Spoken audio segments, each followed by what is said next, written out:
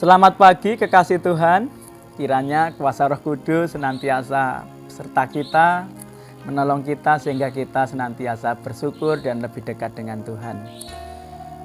Sapaan makanan rohani pada pagi hari ini saya ambil dari kitab Galatia atau surat Galatia bab 5 ayat 25 yang demikian.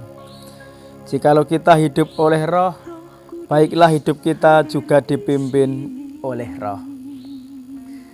Kekasih Tuhan, selama hidup kita mengandalkan kekuatan sendiri, maka kita akan gagal dalam menjalani hidup kekristenan kita. Motivasi kita akan mementingkan kita sendiri. Kita hidup dalam kebencian, ingin dipuji dan lain sebagainya. Saya mau mengatakan penting sekali kita memberi diri untuk dipimpin oleh Roh Kudus, tunduk dalam pimpinan Roh Kudus. Artinya dengan sadar kita menundukkan diri. Kekasih Tuhan, bagaimana kita tahu bahwa kita sedang dipimpin Roh Kudus? Ketika kita mulai, ini satu hal yang penting, ketika setiap hari kita mulai dengan doa dan kita menerapkan firman Tuhan dalam hidup kita sehari-hari. Kita hayati doa itu, bukan hanya sebagai ucapan yang rutin yang baik, tapi sepanjang hidup kita hayati terus isi dari doa itu. Sebab salah satu pekerjaan Roh Kudus adalah di dalam Yohanes 14 ayat 16, mengajarkan segala sesuatu kepadamu dan akan mengingatkan kamu akan semua yang telah kukatakan kepadamu, yang telah Tuhan Yesus katakan kepadamu. Hidup dalam pimpinan Roh Kudus berarti kita senantiasa bersedia untuk diluruskan, bersedia untuk dikoreksi, ditegur, diarahkan. Apabila mungkin langkah hidup kita itu mulai menyimpang dari firman Tuhan. Kekasih Tuhan, setiap orang pasti punya banyak kelemahan. Tapi ketika kita memberi diri dipimpin oleh kuasa Roh Kudus, maka Roh Kudus akan berkarya. Roh Kudus akan bekerja di dalam diri kita, memberikan kita kekuatan untuk menghadapi segala sesuatu.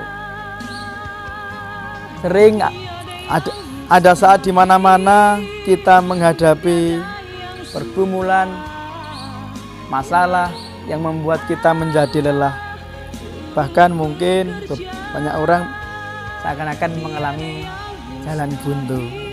Tetapi kalau kita selalu berada dalam pimpinan Roh Kudus, maka kita akan dapat mengerti jalan mana yang harus kita tempuh, mengerti keputusan apa yang harus kita ambil. Tuhan berfirman,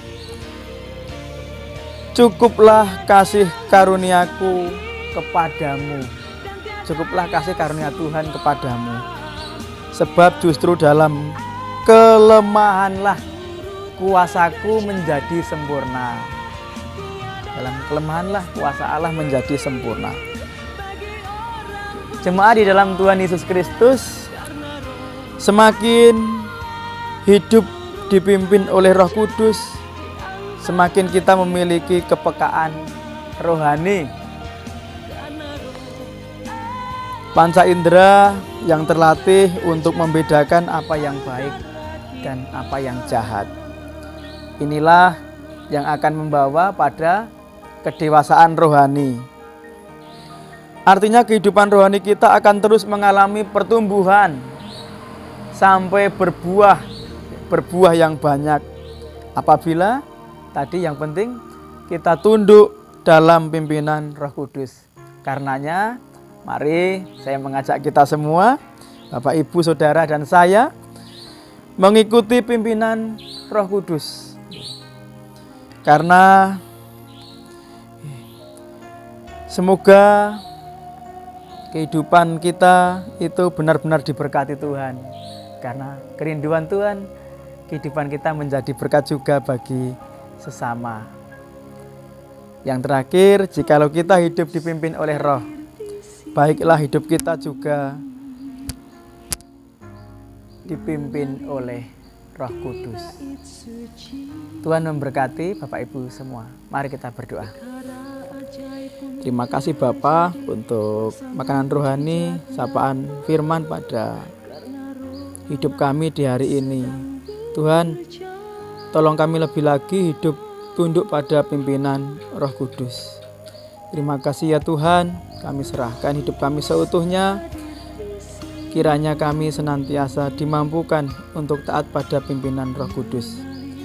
Kehidupan jemaat Tuhan di hari ini, Tuhan yang memelihara mereka yang membutuhkan pertolongan Tuhan, mereka yang dalam pergumulan, mereka yang sakit, mereka yang